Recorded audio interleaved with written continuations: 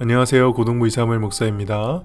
우리 고동부 친구들, 오늘도 잠시 이제 공부하는 가운데 이 영상 보면서 말씀을 묵상하며 하나님과 짧게라도 교제하는 시간 가질 수 있기를 바랍니다. 하나님 나에게 무슨 말씀을 하실까? 이렇게 생각하면서 같이 영상을 보면 좋겠네요. 오늘은 고린도후서 9장 1절에서 15절 말씀인데요. 오늘도 어제 이어서 헌금 이야기입니다. 구체적으로 이제 기근으로 인해 고난을 당하고 있는 예루살렘 교회를 돕기 위해서 이방의 여러 교회들이 모금을 하는 그런 내용이고요. 고린도 교회에도 그 모금에 함께할 것을 바울이 독려하고 있습니다. 1절에 성도들을 섬기는 일, 이거는 이제 구체적으로 예루살렘을 돕는 구제 헌금, 연보, 그런 걸 말하는 거죠. 이거에 대해서 더 이상 언급하지 않겠다고 하네요. 왜냐하면 사실 바울도 이 고린도 교회가 그렇게 어려운 교회를 돕고자 하는 마음과 열정을 잘 알고 있기 때문이었습니다. 실제로 바울은 다른 교회 가서는 또 고린도 교회가 이미 1년 전부터 이 헌금을 잘 준비해 왔다고 자랑을 하고 다녔다고 하네요. 2절에 그 내용이 나와 있죠. 그래서 고린도 교회의 열심을 보고 많은 사람들이 분발했다고 합니다. 참 인상 깊은 장면입니다. 어떻게 보면은 다른 교회가 잘하는 모습을 보고 경쟁심이 들고 시기할 수도 있는데, 여기서는 이제 서로가 서로에게 건강한 자극제가 되는 모습을 보이죠. 저는 이게 바로 우리 교회 안에서 우리가 가져야 될 자세가 아닌가 생각을 합니다. 교회 안에서 칭찬받는 사람이 있을 때 어떤 반응을 하나요? 시기하거나 미워하나요? 아니면 인정하고 나도 더 잘하기 위해서 분발하나요? 다른 사람의 강점이나 장점, 실력이나 능력을 멋있게 인정하는 것, 그리고 배울 것은 배우는 그런 모습이 사실 교회의 주인이신 우리 주님 보시기에 훨씬 기특한 모습이 아닐까, 그런 생각을 해봅니다. 성숙하지 못한 공동체에서는 누군가가 열정을 가지고 열심히 하는 모습을 괜히 시기하고 폄훼하고 그러곤 하죠. 혼자서 잘난 척 하려고 한다 그러면서 뒤에서 욕하고 찍어 누르고 왕따시키고, 그 사람은 결국 상처 입고 떠나고, 지금도 수많은 한국교회 공동체 안에서 일어나는 일입니다. 그러나 오늘 본문에 의하면 그런 모습들은 성숙한 그리스도인의 모습이 아님을 알 수 있죠. 누군가 올바르게 잘하는 거라면 쿨하게 칭찬해주고, 또 내가 도전받고 나 또한 그렇게 잘해봐야지 할 수 있는 그 마음을 가지는 것이 오히려 신앙적으로 훨씬 성숙한 것이고 하나님이 기뻐하시는 모습이라는 것입니다. 어쨌든 바울은 고린도 교회 성도들의 그런 열정을 잘 알고 있었습니다. 그런데 사실 그들의 준비가 1년 정도 지체가 되는 걸로 봐서 이건 마음이 없어서가 아니라 아마 행정적으로 그 일을 잘 처리할 사람이 없어서 그랬을 것으로 바울은 판단한 것 같아요. 그래서 디도를 포함한 헌금 준비 위원들을 이렇게 조직해서 보낸 것이죠. 그리고 4절에서 5절에 바울은 자신이 도착했을 때 헌금이 잘 준비되어 있도록 지금부터 치밀하게 잘 준비할 것을 요구했습니다. 그렇죠. 하나님의 일은 대충 하는 것이 아니고 치밀하게 열심히 기획하고 잘 준비해서 성과 있게 해야 되는 것입니다. 이런 부분은 고린도 교회에 대해서 진심으로 자랑하고 또 사랑했던 어떤 바울의 그런 노파심으로 보이기까지 합니다. 그리고 6절과 7절에 헌금의 원리와 헌금의 자세에 대해서 바울은 또 설명을 하는데요. 먼저 6절에 보면 적게 심는 사람은 적게 거두고 반대로 넉넉하게 심는 사람은 넉넉하게 거둡니다. 여기서 적게 심는다는 것은 이제 인색하게 심는다, 이렇게 생각하면 좋을 것 같고요.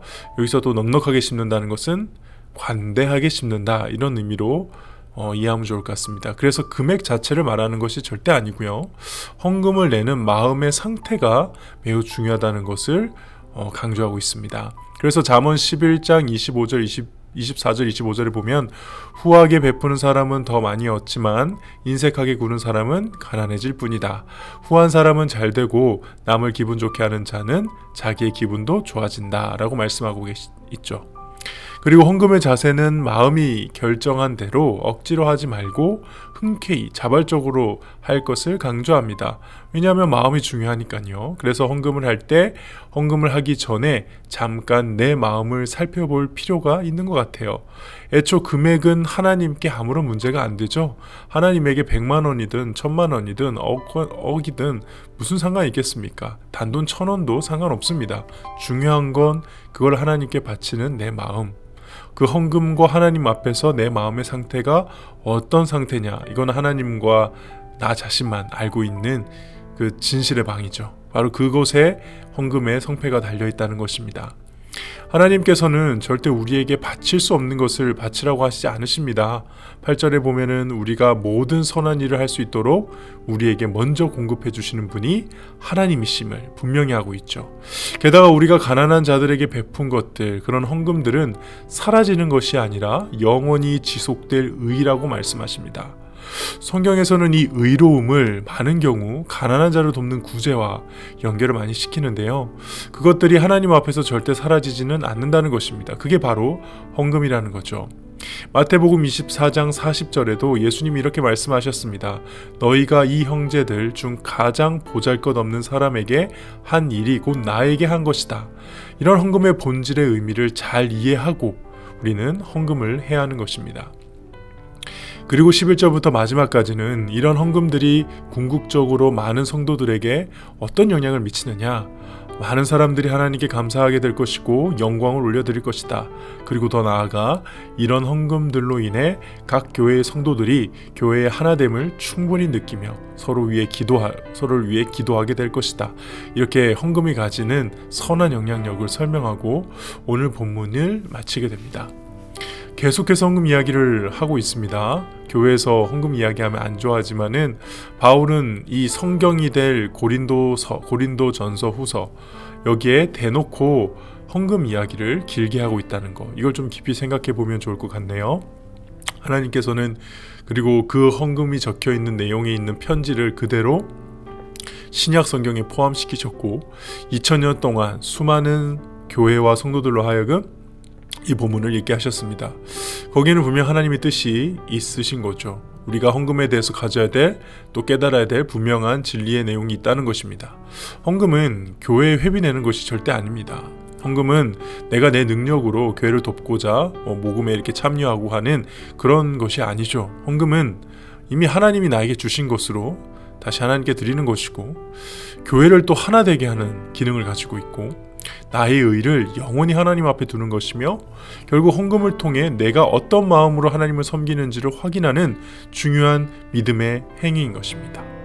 우리의 헌금이 더욱 올바르게 성장하기를 주님의 이름으로 축복합니다. 기도하겠습니다. 하나님 아버지, 하나님 앞에서 어떤 마음으로 헌금을 했는지 다시 한번 돌아봅니다. 이미 나에게 주신 것을 떼어서 하나님이 나를 채우시고 함께 하신다라는 증거로 다시 드리는 것인데, 마치 제가 드리는 것처럼 착각했던 것들 용서하여 주시고, 사실 모든 것 주님 주셨기에 모든 것 가져가셔도 아무 상관없다라는 참된 헌금의 마음을 가지고 하나님께 나아가는 저희들 되게 하여 주시옵소서. 감사드리며 예수님의 이름으로 기도합니다. 아멘.